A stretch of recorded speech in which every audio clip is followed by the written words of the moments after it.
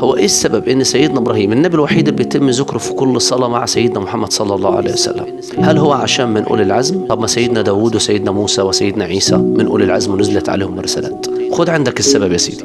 سيدنا إبراهيم كان كثير الذكر وكثير الدعاء، وعمره ما اترفض له دعوة، لأنه رقم واحد هو خليل الله، وفي نفس الوقت أبو الأنبياء، وفي نفس الوقت يعتبر الجد الأعظم لسيدنا محمد صلى الله عليه وسلم. فدعا ربه سبحانه وتعالى وقال: واجعل لي لسان صدق في الآخرين. وهنا معناها يا ربي اجعل في ذكر من بعدي أقتدي به في الخير، يعني يكون خير لي في آخرتي.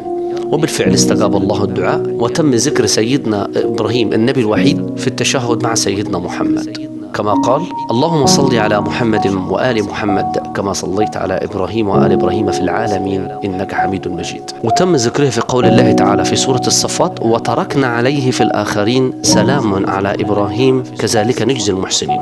لو المعلومة دي أول مرة تسمعها ما تنساش تصلي على سيدنا محمد وسيدنا إبراهيم عليهم السلام جميعا.